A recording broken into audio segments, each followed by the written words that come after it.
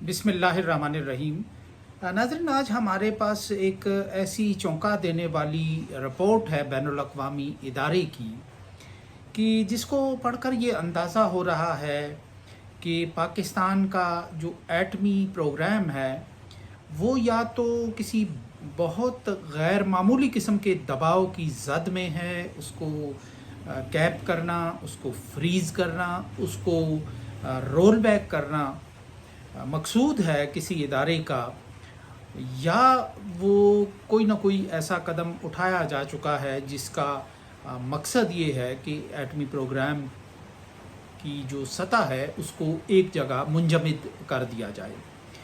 ये रिपोर्ट किसी मुल्की इदारे की नहीं, किसी ऐसे फेक किस्म की तंजीम की नहीं, बल्कि ये जो इस हवाले से एटमी हथियारों के हवाले से जो मुसलसल एक रिसर्च करता है कि उनमें दुनिया में किस हद तक बढ़ोतरी हो रही है, जिद्दत आ रही है, और उनमें की जो तबाहकुन सलाहियत है उसमें कितना इजाफ़ा होता है, ये सारी इन बातों पर नज़र रखते हैं। ये स्वीडन का इदारा है जिसका नाम है Stockholm international Peace Research institute, यानी सेपरी इसका जो मुखफ़्फ़ है वो है। उसने अपनी 2024 की रिपोर्ट जारी की है जो न्यूक्लियर एक्टिविटीज़ हो रही हैं दुनिया भर में उस हवाले से। और इस रिपोर्ट में बुनियादी तौर पर पूरी दुनिया का अहाता किया गया है। मसलन उनका ये कहना है कि जो दुनिया में 90% एटमी हथियार हैं, महलिक हथियार हैं और वार हेड्स हैं, उनका ज़ख़ीरा रूस और अमेरिका के पास है 90%। बाकी जो 10% है वो दुनिया के दूसरे जो एटमी ममालिक हैं उनमें तकसीम है, जिनमें चीन भी शामिल है। तो जनूबी एशिया के हवाले से जो उनकी रिपोर्ट का हिस्सा है उसमें चीन, पाकिस्तान और भारत को फोकस किया गया है क्योंकि यही इस रीजन की एटमी ताकतें हैं और एक मुसल्लस और तिकून है एटमी ममालिक की, और इन्हीं के दरमियान एक मुसाबिकत और मुकाबले की एक कैफियत जो है वो जारी है। इस रिपोर्ट के मुताबिक 2024 की जो रिपोर्ट है इसके मुताबिक पिछले एक साल के दौरान भारत ने अपने जौहरी हथियारों की तादाद में गैर मामूली इजाफ़ा किया है।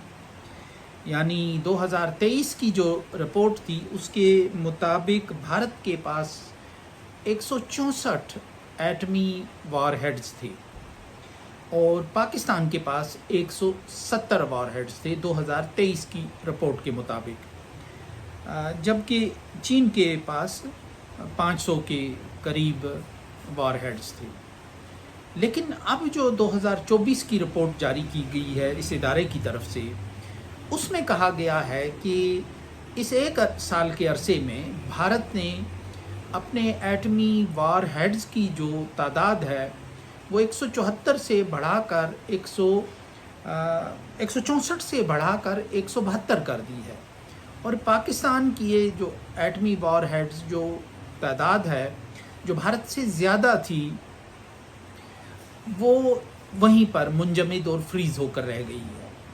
चीन ने भी इसमें इजाफ़ा किया है, दूसरे मुल्कों ने भी इजाफ़ा किया है और बाद ममालिक ने इजाफ़ा नहीं भी किया, वो हमारा मौजू नहीं है। सो एक साल के अरसे में ऐसा क्या हुआ कि पाकिस्तान ने अपना जो मामला है एटमी वार हेड्स की तादाद का वो वहीं फ्रीज़ कर दिया, मुंजमद कर दिया, और भारत ने पाकिस्तान से दो ही ज़्यादा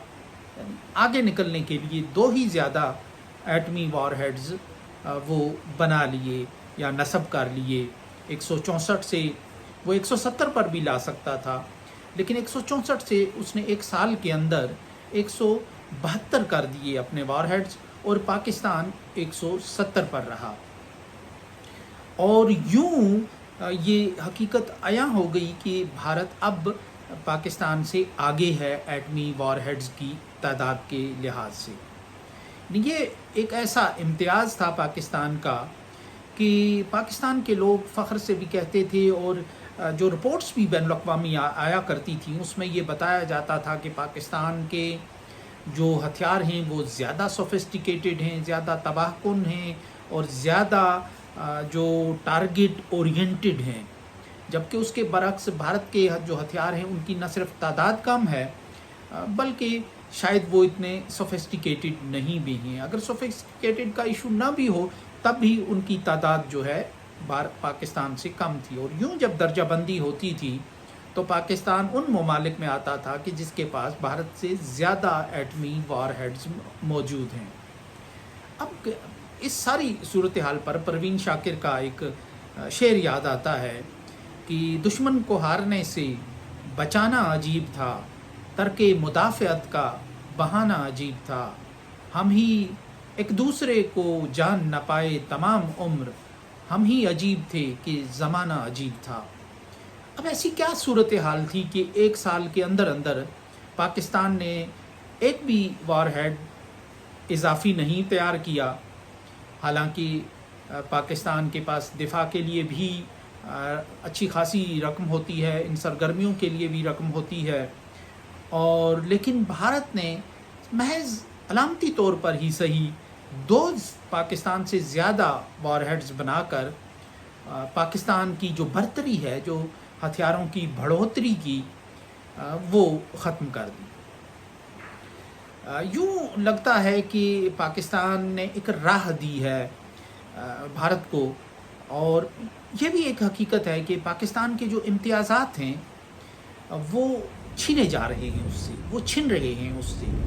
یعنی بھارت کے مقابلے میں اس کے جتنے بھی امتیازات تھے، اس کی جتنی بھی نمایاں حیثیتیں تھیں، وہ کرکٹ سے لے کر ایٹمی وار ہیڈز اور نیوکلیئر ہتھیاروں تک، وہ سب ایسے لگ رہا ہے کہ از خود پاکستان ایک قدم اپنا رضاکارانہ طور پر پیچھے کھینچ کر بھارت کو ایک قدم آگے نکلنے کی بات کرتا ہے۔ حقیقت میں 2.5 برس پہلے جو پاکستان میں تبدیلی آئی وہ ایک فرد کی اور ایک چہرے کی اور ایک نظام کی تبدیلی نہیں تھی، وہ حقیقت میں ایک پیراڈائم شفٹ تھی، یعنی وہ سوچ کی، بنیادی سوچ کی تبدیلی کا عمل تھا، وہ آپ کے راہ عمل اور لاہ عمل کی تبدیلی تھی کہ ہم نے چھوٹا بننا ہے، ہم چھوٹے ہیں، آبادی کے لحاظ سے، رقبے کے لحاظ سے ہم نے چھوٹا بن کر رہنا ہے، ہم نے چھوٹے خواب دیکھنے ہیں، ہم نے اپنے رقبے اور آبادی کے لحاظ سے چھوٹے خواب دیکھنے ہیں۔ اور بھارت چونکہ بڑا ملک ہے، اس نے چین کا مقابلہ کرنا ہے، اس کا حق ہے کہ وہ بڑے خواب دیکھے، وہ چین کے مقابلے کے خواب دیکھے، وہ اپنے چین کے ساتھ مسابقت اور مقابلے کے خواب دیکھے۔ اور یوں گزشتہ 2.5 برس سے مسلسل پاکستان اپنے امتیازات سے، اپنی نمایاں حیثیتوں سے، اپنے آگے کی اپنی برتر پوزیشنوں سے پس قدمی اور پسپائی کرتا ہوا خود اختیار کردہ، یعنی یہ مسلط ہے یا نہیں ہے یہ تو ایک الگ کہانی ہے، لیکن خود اختیاری قسم کی ایک مجبوری اور ایک لاچاری طاری کرتے ہوئے خود اپنے قدم پیچھے ہٹاتا ہے۔ کرکٹ کے میدان میں ہم حال ہی میں دیکھ چکے ہیں کہ ایسے ہے کہ جیسے اپنی آئی ہوئی فتح کو وہ پھینک دیتے ہیں دوسرے کے کورٹ میں، دوسرے کے دہلیز پر پھینک دیتے ہیں۔ تو بالکل ایسے ہی ہے کہ اب اس 1 سال میں ہاتھ پر ہاتھ دھرے بیٹھے رہے پاکستانی، اور بھارت نے وہ جو امتیاز تھا، وہ جو دنیا کے ممالک کی فہرست میں پاکستان کا نام بھارت سے پہلے آتا تھا، وہ امتیاز پاکستان کا ختم کر دیا۔ اس پر مجھے اسحاق ڈار جب نگران وزیر خزانہ تھے تو ان کا ایک جملہ یاد آتا ہے، اس پر میں ولاگ بھی کر چکا ہوں، اس چینل پر بھی موجود ہیں، کالم بھی لکھ چکا ہوں، کہ جب انہوں نے کہا تھا کہ IMF ہم سے ایٹمی ہتھیاروں کو محدود کرنے یا ان کا کنٹرول حاصل کرنے کا مطالبہ کر رہا ہے۔ یہ وہی سال تھا کہ جس سال پاکستان کا جو حکمران طبقہ ہے وہ ہاتھ پر ہاتھ دھرے بیٹھا رہا، اور بھارت نے 8 کے قریب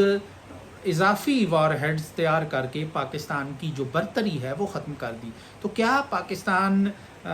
جو IMF کا مطالبہ ہے اس مطالبے کو مان کر پاکستان نے اپنا ایٹمی پروگرام فریز کر دیا ہے؟ یہ سوال پیدا ہونا ایک فطری سی بات ہے۔ عین ممکن ہے کہ جو پاکستان کے وار ہیڈز ہیں وہ زیادہ سوفسٹیکیٹڈ ہوں، وہ زیادہ جدید ہوں، وہ زیادہ تباہ کن ہوں بھارت کے مقابلے میں، ابھی بھی اور ان کی صلاحیت بھی زیادہ بہتر ہو، ان کی کیپیسٹی کیپیبلٹی بھی زیادہ بہتر ہو بھارت کے مقابلے میں، لیکن یہ ایک نظریاتی پسپائی کا ایک عمل ہے، اور اس کو آپ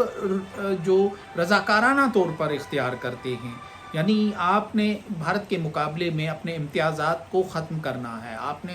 ایک قدم اس سے پیچھے رہنا ہے، کسی بھی دوڑ میں، کسی بھی مقابلے میں، کسی بھی مسابقت میں آپ شریک تو ہو سکتے ہیں، لیکن آپ نے کچھ اپنے قدم پیچھے کھینچنے ہیں۔ تو اس سے یہی عیاں لگتا ہے کہ یہ خود اختیاری ہے معاملہ، یہ رضاکارانہ معاملہ ہے، اس کو سرنڈر بھی کہا جاتا ہے، اور یہ نظریاتی سرنڈر ہے، یہ تصویراتی نہیں ہے، یہ دفاعی نہیں ہے۔ آپ بھارت کے مقابلے میں تصویراتی اعتبار سے آپ کمزور نہیں ہیں، آپ کا جو دفاع ہے وہ کمزور نہیں ہے، اگر آپ دفاع کرنے پہ آئیں، اگر آپ بھارت کے مقابلے میں لڑنے پہ آئیں، لیکن آپ کو نظریاتی پسپائی پر مجبور کیا جاتا ہے کہ آپ لڑ ہی نہیں سکتے، آپ نے لڑنا ہی نہیں ہے، آپ نے لڑائی کرنی ہی نہیں ہے، آپ نے مسابقت کرنی ہی نہیں ہے۔ اچھی بات نہیں ہے، لڑائی نہیں ہونی چاہیے، لیکن نظریاتی جو پسپائی ہوتی ہے وہ عملی پسپائی کا پہلا مرحلہ ہوتا ہے۔ جب آپ نظریاتی طور پر شکست کھا جائیں، شکست خوردگی قبول کر لیں، تو پھر اس کے بعد آپ کو عملی میدان میں آپ کے لیے مقابلہ کرنا آسان نہیں رہتا۔ سو اس جو سویڈن کے ادارے کی جو یہ رپورٹ ہے، اس سے یہ سوال پیدا ہونا فطری بات ہے کہ کیا پاکستان اپنے ایٹمی پروگرام کو IMF کے دباؤ کے تحت فریز کر چکا ہے، اور اگر مطالبات کو اسی انداز سے ماننے کی یہ روش جاری رہتی ہے تو خدا جانے اس سفر کا اختتام کہاں جا کر ہوگا۔ اس کے ساتھ ہی اجازت دیجیے، اللہ نگہبان۔